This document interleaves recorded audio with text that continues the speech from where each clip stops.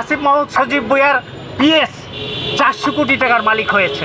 ওনার দপ্তরের পিএস যদি 400 কোটি টাকার মালিক হয়, উনি কত কোটি টাকার মালিক হয়েছে এটা আপনারা চিন্তা করেন। সে যদি দুর্নীতিগ্রস্ত না হয়, তার পিএস দুর্নীতিগ্রস্ত হতে পারে না। 24 ঘন্টার মধ্যে ওই মহাপরিচালককে তার পদ থেকে সরিয়ে সেখানে নতুন একজন মহাপরিচালক নিয়োগ দেওয়ার জন্য আহ্বান জানাচ্ছি। অন্তর্বর্তীকালীন সরকার আমরা আশা করেছিলাম, ডক্টর ইউনূসের সরকার একটা ভালো সরকার আমরা আশা করেছিলাম।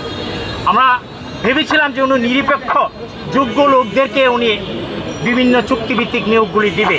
কিন্তু অত্যন্ত দুঃখের বিষয়, আসিফ মাহমুদ সজীব ভুঁইয়া, তারপরে আসিফ নজরুল সাহেব, ওনারা পক্ষপাতিত্ব করে অযোগ্য এবং কি বলবো যে একেবারে কোনো যোগ্যতার মাপকাঠিতে নেই এমন লোকদেরকে তারা চুক্তিভিত্তিক নিয়োগগুলি দিয়েছে। এবং দেওয়ার পরে যে প্রতিষ্ঠানগুলি ছিল, সেই প্রতিষ্ঠানগুলো প্রত্যেকটা দুর্নীতিগ্রস্ত হয়ে গেছে এবং দুর্নীতিতে আসক্ত হয়ে গেছে। আপনারা জানেন যে আসিফ মাহমুদ সজীব ভুঁইয়ার পিএস 400 কোটি টাকার মালিক হয়েছে। পিএস তো উনি ওনার দপ্তরের পিএস যদি 400 কোটি টাকার মালিক হয়, উনি কত কোটি টাকার মালিক হয়েছে এটা আপনারা চিন্তা করেন। সব মশার বিরুদ্ধে সুরক্ষা দিতে এলো বসুন্ধরা এক্সট্রিম অ্যারোসল, মশার বিরুদ্ধে এক্সট্রিম সুরক্ষা।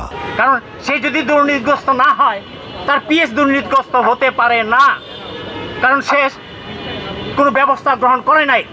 আপনারা দেখেছেন যে ইতিমধ্যে এই আসিফ ভুঁইয়া সজীব মাহমুদের তার সম্পদের হিসাব চাচ্ছে দুদক। আমি আশা পোষণ করব এই অন্তর্বর্তীকালীন সরকারের প্রধান উপদেষ্টা বাদ দিয়ে, ওনাকে দুর্নীতির কোনো কিছু আমরা দেখি নাই, উনি বাদ দিয়ে যত উপদেষ্টা আছে সকলের সম্পদ, আগের সম্পদ কী ছিল, বর্তমান কী সম্পদ হয়েছে, এটা বিচারের আওতায় আনতে হবে। এবং এই চুক্তিভিত্তিক নিয়োগগুলি কারা কীভাবে দিয়েছে এইটা তদন্ত করতে হবে। তারা টাকা খেয়ে দিয়েছে না তারা পক্ষপাতিত্ব আত্মীয়স্বজনকে দিয়েছে, এইটাও তদন্ত করে বের করে নিয়ে আসতে হবে।